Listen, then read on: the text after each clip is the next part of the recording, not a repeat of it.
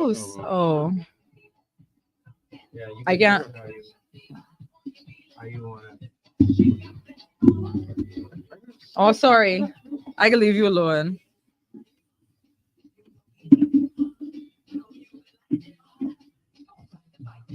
Even though I know she ain't really talking about actual bush medicine. It's okay. What she talking about? I think she talking about that. Talking about something else. This is Viagra when she talking about it. I thought you talking about too much. I need to know. I need to know. I got Viagra bush too. That's the only way a man come in to get some bush medicine. If something going on downtown, If it ain't getting on down, then we just want to make sure it ain't. it don't stop. Yeah. Make sure it don't go like that. What my name, wait? My name is I think that's all you want. Top of the morning, top of the morning, top of the morning. Y'all can hear me? If you can hear me right now, just comment something real quick. We got the last island. What it is? The last island got the last one. The last one. That means you better be walking around barefoot and things with it. If you don't walk around barefoot, Let me tell you, my pedicurist just tell me what I've been at. She's like, Michael, please wear some shoes. It's like it's getting ridiculous under there. I was like, that's why I just use them patty in the bag from Randy, yeah? And I was getting my pedicure because I wear no shoes now. Hard foot gal. But I just get pedicures and make sure my toes stand so it don't be too bad, right? you can get the last island got. Still gotta keep it cute. Yeah, be sure that foot right. Child, I can't connect to this Wi-Fi. Star 106. This is some Lady E right there with the Bush Therapy. It's 12:19 in the afternoon right now on this Thursday, October 31st, 2024. It's a Halloween. You get some things to do, man. We talking bush medicine. I tell you from earlier. We got my girl Michael. The last island girl. She's the last island girl. Good morning. Well, good afternoon. How you doing, mom? Good afternoon. I'm good. What you saying? I good. I am good. Listen, we are live on Facebook right now. Sorry Boy TV. Or the Star 106 Facebook page. You can find us right now. So we live on the radio. We on channel 976 on cable. You know, TV on that one. But if you really want to see what's going on, you want to see my guests in the studio now too. Come on over to Facebook, man. We on Facebook right now. We talking bush medicine. That's what we talking about. That's what we talking about. When we say bush medicine, what we really getting into? So, okay, first of all, I'd like to say that the longer that I do this, the more I start to think like, why it gotta be bush medicine? You know, people, when you think about a bush mechanic or something, you think something quack, right? Something that's not up to par, that isn't effective or isn't gonna be the most effective. So I think too, like even in the language that we use, so I start to try and encourage people to say traditional Bahamian medicine. Bahamian medicine. So the same way you have traditional Chinese medicine, traditional Indian medicine, Ayurvedic medicine. Which is also bush in the same. It's bush, right? It's all bush, but I'm really trying to like push that term now. So that's like my new thing that I'm trying to push out there at the forefront, because when you take away this idea of bush or being quack, then people start to respect it in the way that it should be respected as a practice of our ancestors. It's something that sustained them far before Western medicine came and separate people from their source of healing. So I think that's like traditional Bahamian medicine. I like that. TBM. That makes more sense, especially when you say the Chinese and everybody else. Everybody else get it, right? I'm saying bush medicine. Right. Maybe in China they call it bush. Hey, get some of that bush. Yeah. To drink some of that bush. They might be saying that there. Yeah, but I know it comes from the practice of like going into the bush and finding it. But I think, for a more global respect, I think traditional Bahamian medicine is a sounder term, in my opinion. I'm not knocking anybody who wants to call it bush, but I got solid reasoning for it. I can agree with you. I definitely see how it could, because like you say, when we talk about bush mechanics and bush sales, we talk with someone, we get them on $35, $25 exactly, or whatever.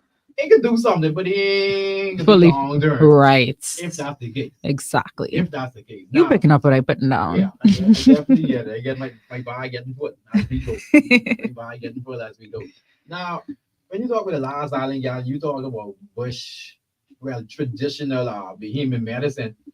I think it's someone who will coming in, man. You know, one who will, Ah, I get that somebody from the so island or something like. When much. I say from the island, I ain't saying from the island. That's cool. Cat Island represent. Yeah, Okay. Cat Island in the village, right? Cat Island over here too. But that's what I thinking. So how you even get mixed? You only but 23, 24. Thanks for that. You get mixed up in this. So when I was about 20, 22, 21-ish, I had a lot of like feminine health issues. Predominantly, I got my menses when I was really young, and it was always problematic, always like super painful. Like I remember missing days from school because I can't get out of bed.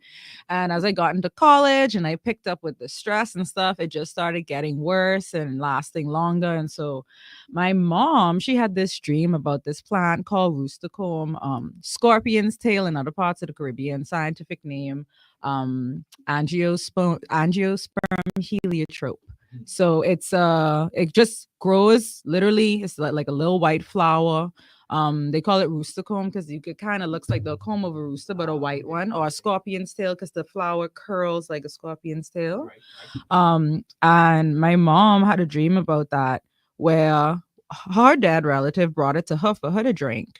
When she was having like in this dream, she was having similar issues to what I was having. And so from that dream, I told her what was going on with me, and she was like, that's why. And they brought it to her to give to me.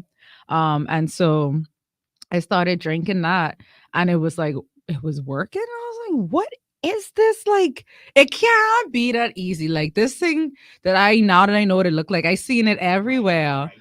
And I just boiling this and drinking this and it's like resolving my problems. And I couldn't believe it. So I started freezing it and taking it back to school with me because I was like, I can't be without my things. And like, the US government, little funny. So you can't take like plants and stuff like that. So I would boil it, freeze it in these like containers and just have a whole suitcase just full of like frozen liquid, take it back and just have it while I was in school.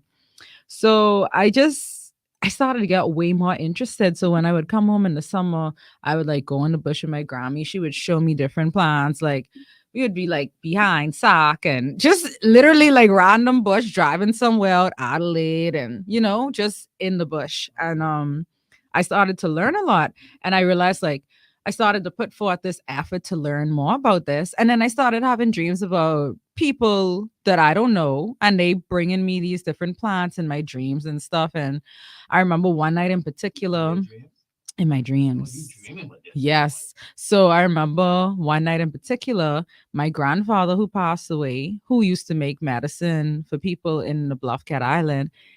I had a dream about him. And in this dream, like I could see him ahead of me, but I can't catch up to him. So the whole dream is like I'm chasing him like through the bushes, through this forest, and like we end up in this square. And I keep asking this older woman, like, "Have you seen like Bishop Wilson?" And like chasing him all throughout this dream. And like I woke up the next morning and I asked him, I described this lady to her, and she was like, "Yeah, that sounds like one of our like great relatives." And I was like, "That's weird. Like I've never seen a picture of this woman or anything." And then I went outside the next day and I was like, this plant looked familiar. This plant looked familiar. Come to find out, I started recognizing plants from my dreams. So that's what really got me intrigued, right? So then, like, I started to kind of look at the connection between like dreams and ancestry and plant medicine and all this stuff.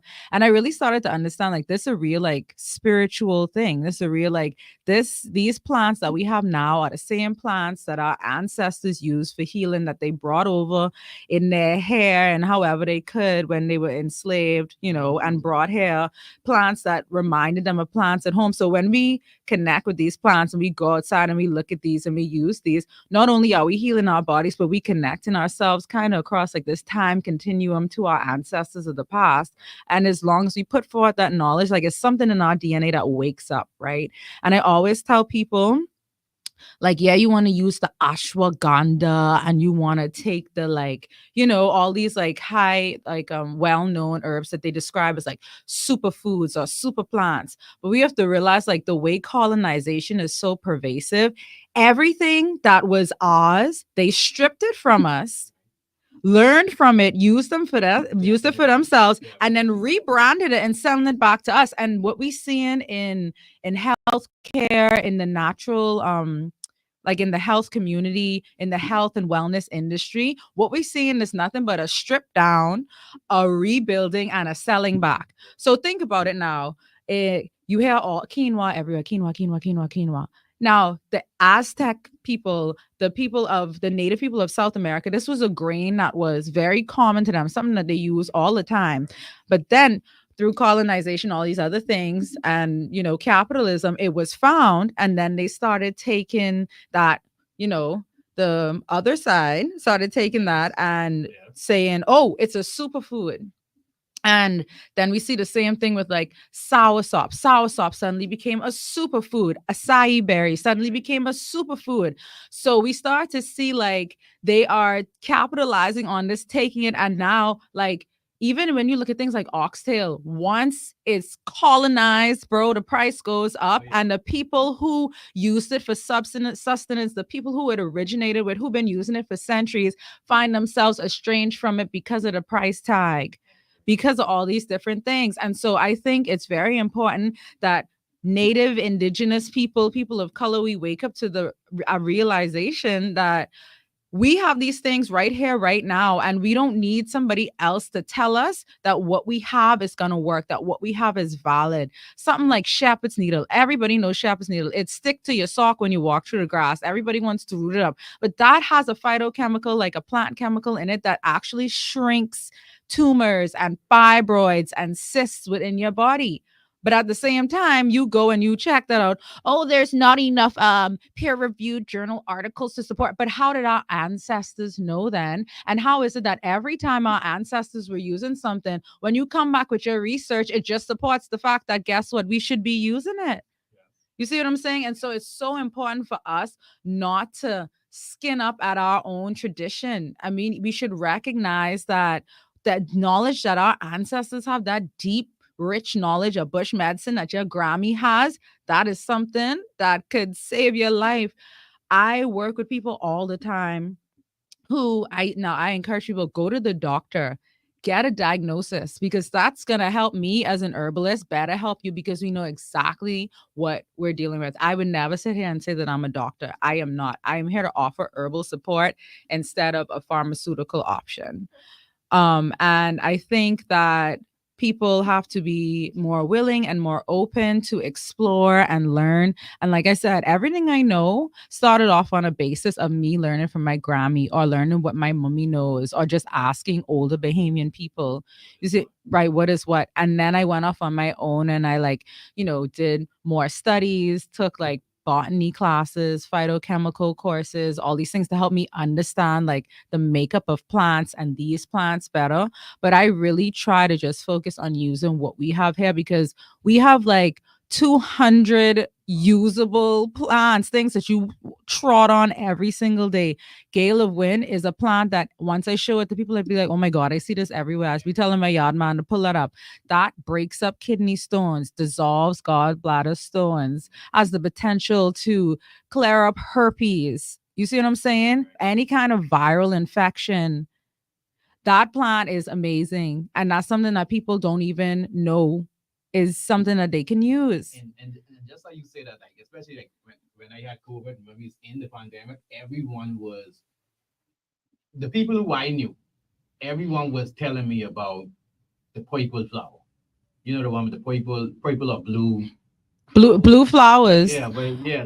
Which is, some people call it cough bush, and I would say that's more effective for women's health than anything that I in my opinion, because there are certain herbs that work better for certain things. I find that to be very very effective for women's health. It is good for coughs, but then there are things that are lesser known that are much better. You see what I'm saying?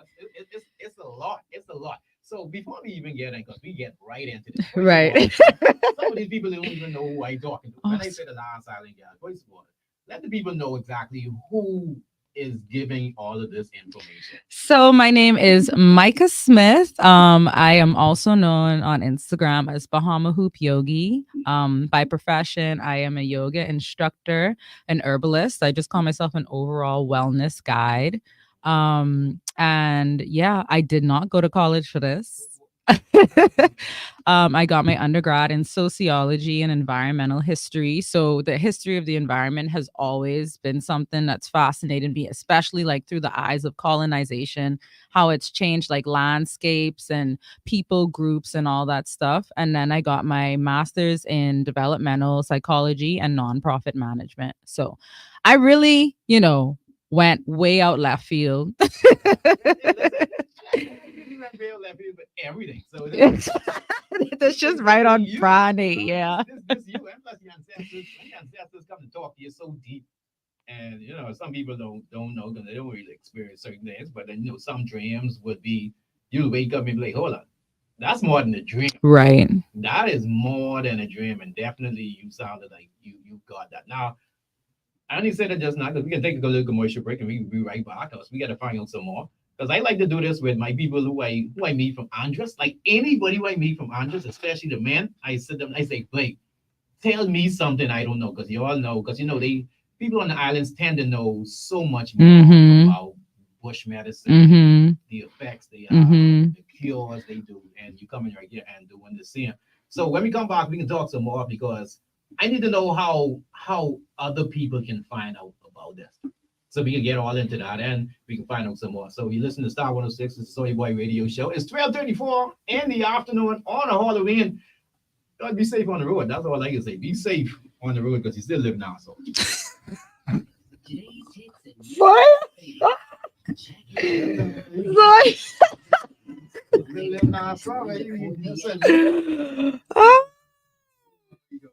That's funny. Would anybody say anything on Facebook? Yeah, someone say Gala Win is good but bitter. Yeah. Estella says very informative. Yeah, Scalar Win is bitter. That's where bitter live. That's the bitter reside, bitter reside. Yeah, but and that's where like I started doing like tea making courses as well, like in courses in tea blending, so I could learn how to like blend things better. So it don't really people because people will buy something, but if it's too unbearable, they ain't gonna drink it. So like sour always cuts bitter. So if if I'm doing Gala Win, it's for somebody who wants like a cleanse of some kind. So I like boil a lemon rinds with it. That helps with the bitter. And then I kind of control how much because Gala Win is super potent, so you don't need a lot. So once you control how much you put it in, like I wouldn't say go sit down and drink a cup of Gala Win. I would never tell you it's a lot. It's super bitter. It's like that kind of bitter where even if you take a lime afterwards, it don't get rid of it like sticks to your tongue. Yeah. Like I feel like Sarah C is bitter, but if you drink something right after Sarah C, you'll be okay. But that and neem, that yellow and neem that'll stick to your tongue, bro. With neem very my granddaddy. We get plenty of neem trees. Up on Arkansas with HP. And I remember my granddaddy used to, look at people used to come up there on a daily basis. Either they come in for the leaves or they come in for this mixture with these blend together and give them. I mean, he been talking about that for years, talking about how that is, how he been out the hospital for so long. My granddaddy ain't gone to the hospital until 93, 94 for something. And then I get the doctor like, you need to stop. At some point, the doctor like, you need to stop drinking this rum. I ain't stopping drinking no rum.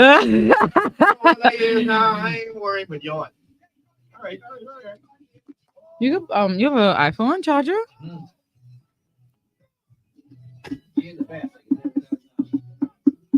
So long as I keep my phone from dying.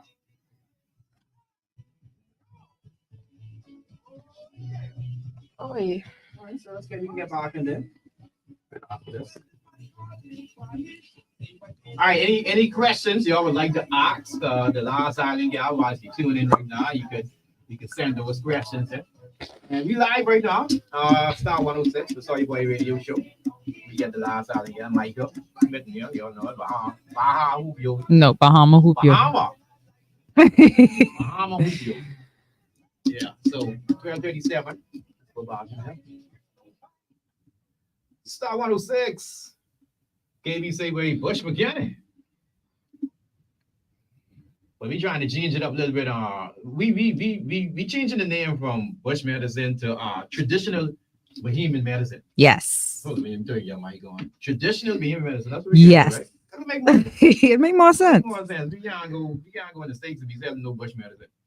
Oh, we get some Bush medicine, yeah. No, we get traditional Bahamian medicine. Absolutely. That's what we're doing right now. Mhm. So we got the lovely last island yard inside. Yeah, we talking bush. We talking medicine. We talking the effects it has on us. The overabundant flow of it that we have just right there in our right there in our grass. Right there in the Especially grass. We get some bush on the side of your house. I guess we get everything. Everything. So you trying to tell me all the little sticky things would we be avoiding and get so mad at they can help us in so Nah, many ways. I'm not saying all of the little No, sticky but things, those but are- a lot of little sticky things. A lot of little sticky things. Okay, so what else can we look like we if someone was to reach out to you and be like, listen, I need to find out some more about these things. I really want to know. I to that point now because I just listened to a 10-minute voice note. Now I ain't talking nobody, but just always be reading up PPL, some people reading up the hospital and saying how different it is in the service and plenty things like right there, like the same thing what you're talking about. There's so much things you can do to prevent yourself from going to the hospital Mhm. with certain things. Right. How can people find out more about that? What do you So I recently started running different workshops. Twice a year, I do an online course, a 6-week course where you learn about traditional Bahamian medicine, and then we go week by week. You go through each body system, common ailments of the body systems, and the most effective Bahamian herbs for each body system. I teach you how to identify them, how to prepare them, how to blend them to get, different outcomes. And then in the workshops, I do tea making workshops. So I did one on October 5th where we did one with Bahamian herbs to support the nervous system.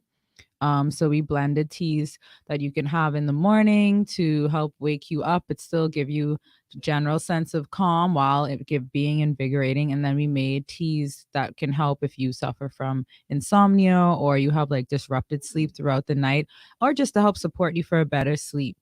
And then herbs to just help generally regulate the nervous system, keep it in balance, so all of your other systems can function properly. So all the people out there who do not take, they don't take no type of medicine, like they ain't taking no aspirin.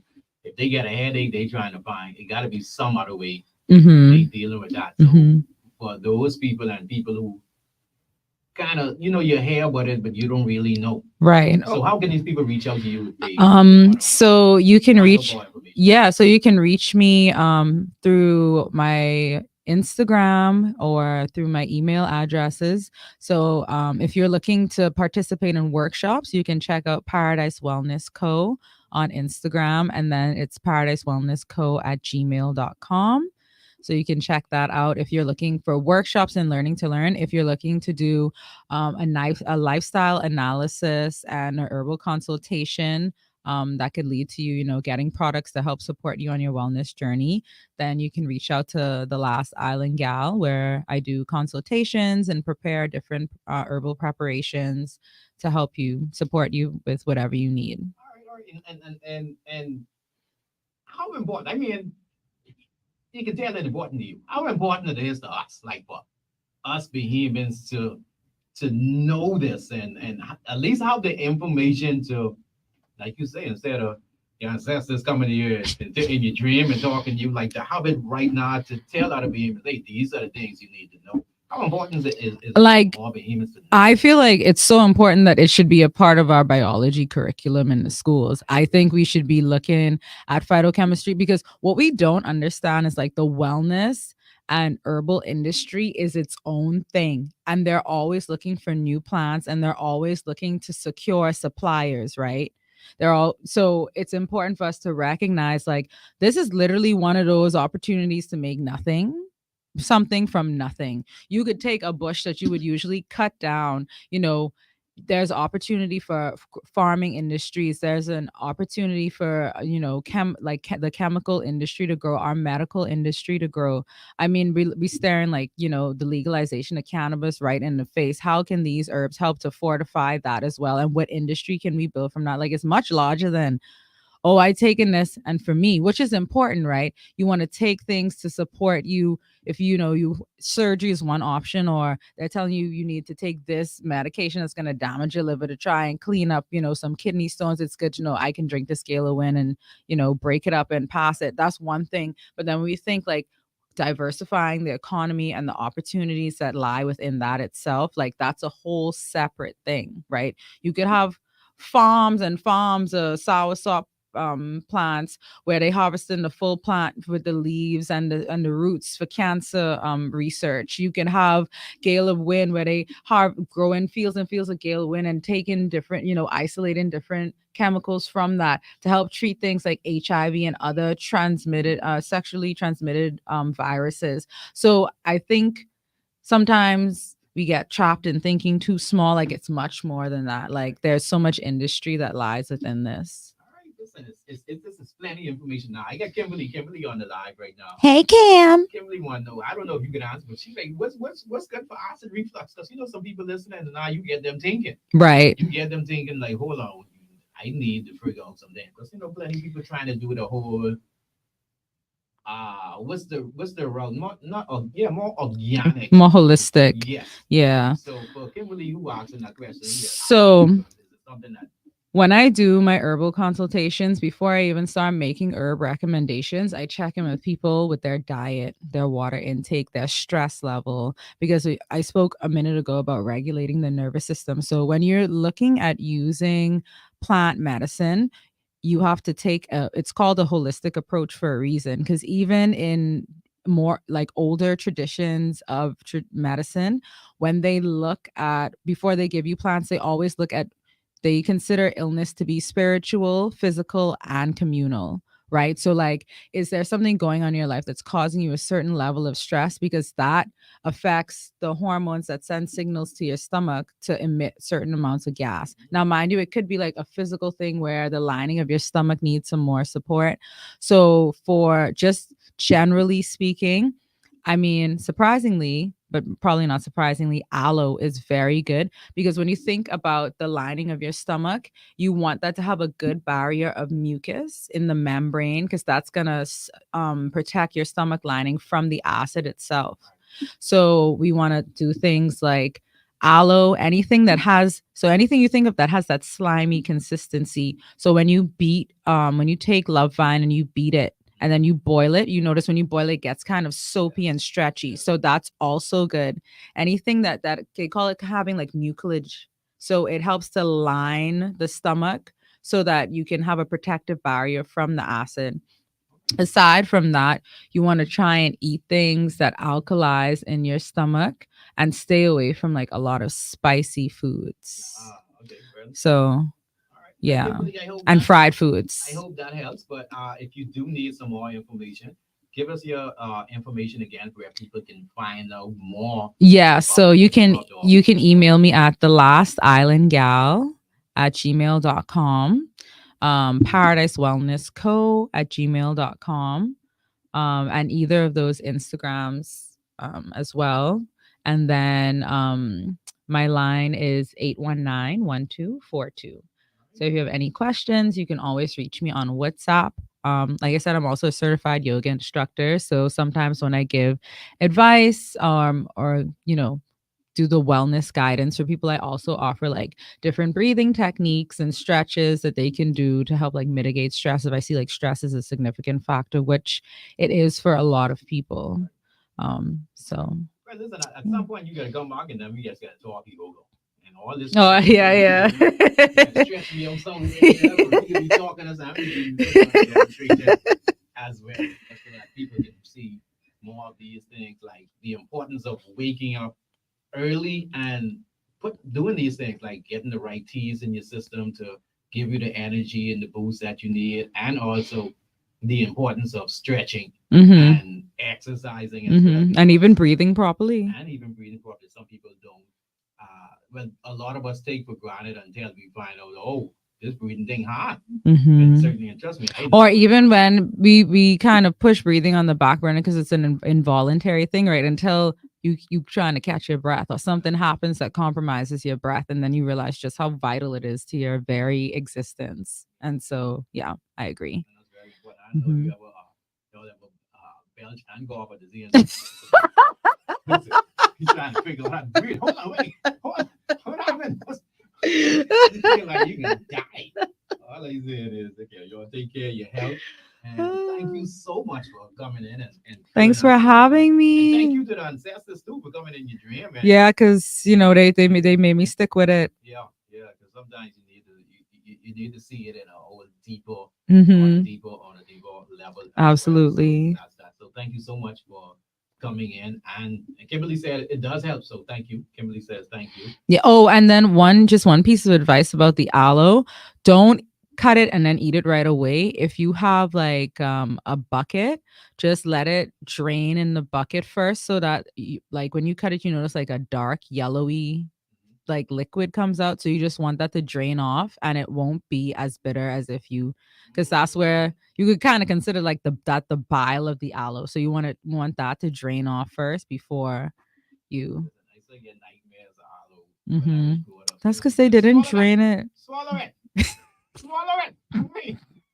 Yeah, swallow it. You watch that go down, you feel that. Yeah. You almost see that go down. That throat right there. You trying to bring that up and nothing happening.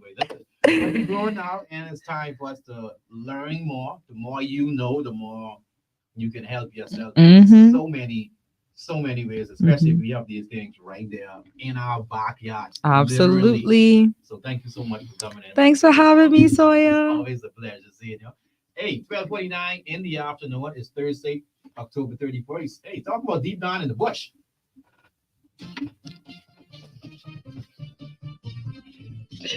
You got these songs a lot, man. A lot. So thank you all for tuning in. Thank you for tuning in. We out here.